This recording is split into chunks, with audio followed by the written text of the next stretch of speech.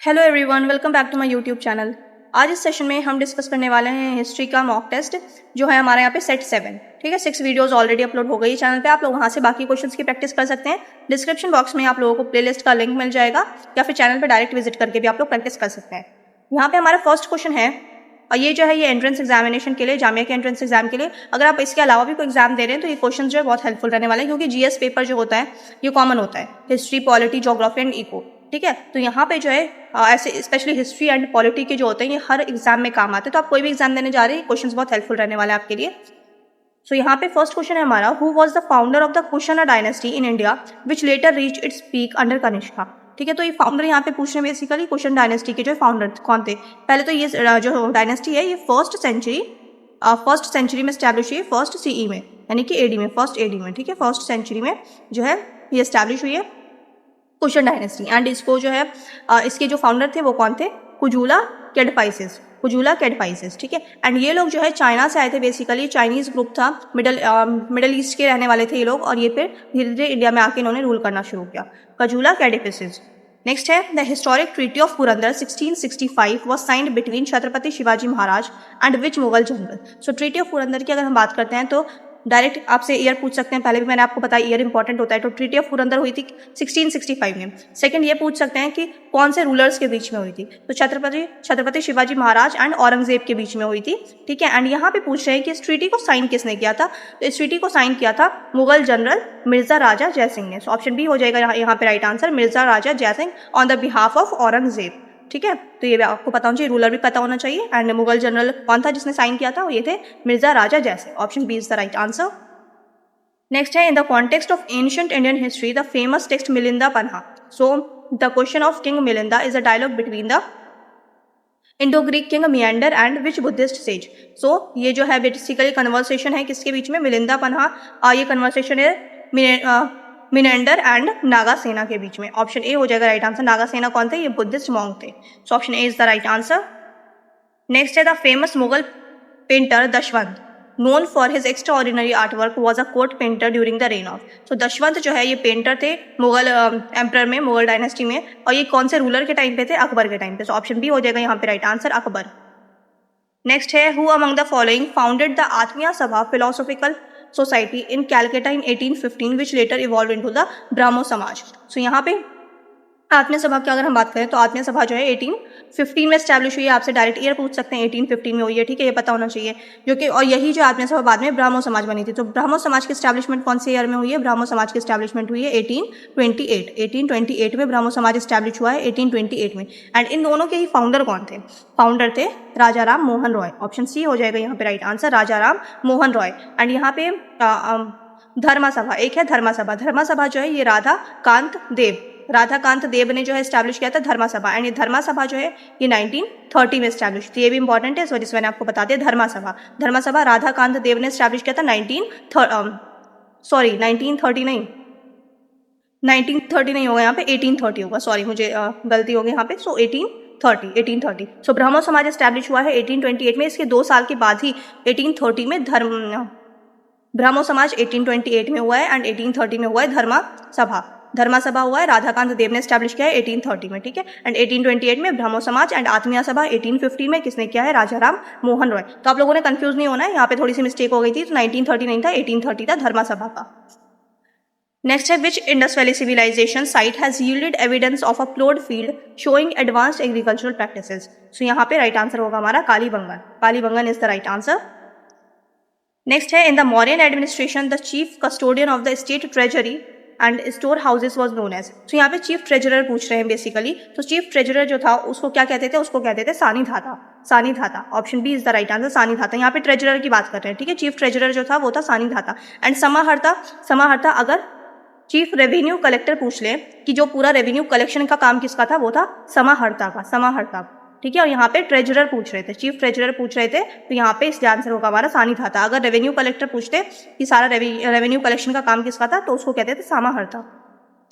Next है, the Vikramshila university an eminent centre of Buddhist learning in Bihar during the early medieval period was founded by which पाला king? सो विक्रमशिला जो है ये धर्मपाला ने establish की थी। ऑप्शन बी हो जाएगा यहाँ पे right answer, Vikramshila university Dharmapala. ठीक है, नालंदा यूनिवर्सिटी वो किसने की थी? नालंदा यूनिवर्सिटी की थी कुमारगुप्ता ने। एंड यहाँ पे विक्रमशिला किसने की है? धर्मपाला ने। एंड एक और इंपॉर्टेंट फैक्ट, विक्रमशिला यूनिवर्सिटी जो है वज्रयानिक बुद्धिज्म के लिए है। वज्रयानिक बुद्धिज्म में भी सेक्ट है, तो यहाँ पे वज्रयानिक बुद्धिज्म के लिए है विक्रमशिला यूनिवर्सिटी। वहीं अगर हम नालंदा की बात करते हैं तो नालंदा जो है महायानिक बुद्धिस्ट सेंटर था, महायानिक बुद्धिस्ट सेंटर था नालंदा। एंड विक्रमशिला क्या है? वज्रयानिक बुद्धिज्म से रिलेटेड था। तो विक्रम वी से विक्रमशिला एंड वी से वज्रयानिक बुद्धिज्म। तो आप लोग ऐसे याद कर सकते हैं। क्वेश्चन जो है कैसे भी फ्रेम हो सकता है, डिफिकल्ट बनाना होगा तो ऐसे बना देंगे वो लोग।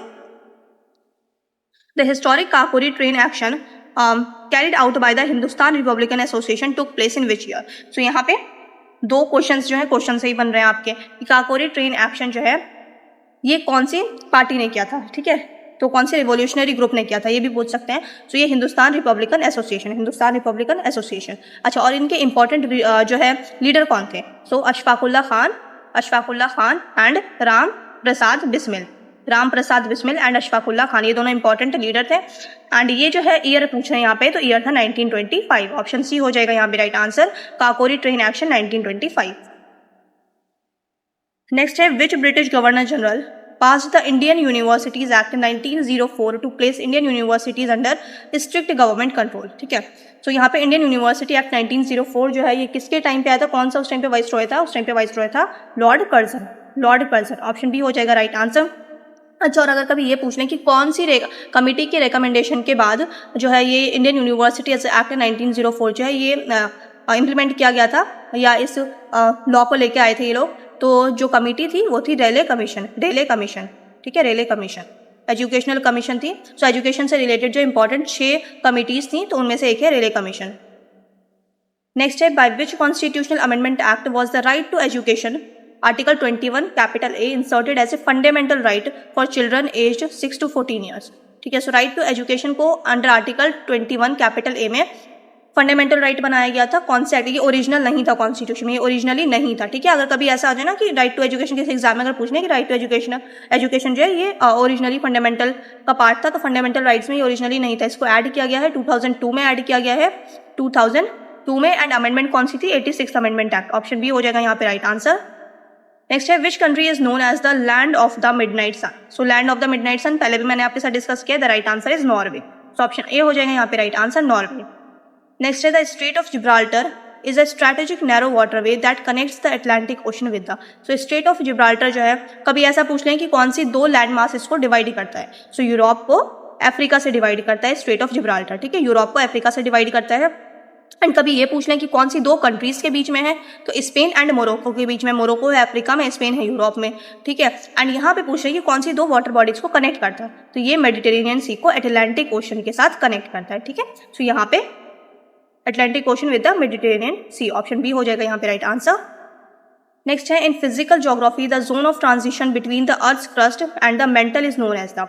सो जैसे मैंने आपको बताया 3 लेयर्स है अर्थ की। ठीक है, तो वहाँ पे जो है कौन सी लाइंस कौन से मतलब कौन सी लेयर कनेक्ट कर रही है दूसरी लेयर से, तो वहाँ पे जो है बाउंड्री सेट कर दी है, इमेजिनेशन बाउंड्रीज। तो उन्हें जो है कुछ डिसकंटिन्यूटी कहा जाता है। ठीक है, डिसकंटिन्यूटी कहा जाता है। तो यहाँ पे कह रहे हैं कि अर्थ क्रस्ट और मेंटल को जो बेसिकली जो ट्रांजिशन एरिया इन दोनों के बीच में, तो इसको क्या कहा जाता है? तो ये होती है मोहरोबिक डिसकंटिन्यूटी। एंड ये मोहरोबिक डिसकंटिन्यूटी जो है ये 1909 में डिस्कवर की गई थी।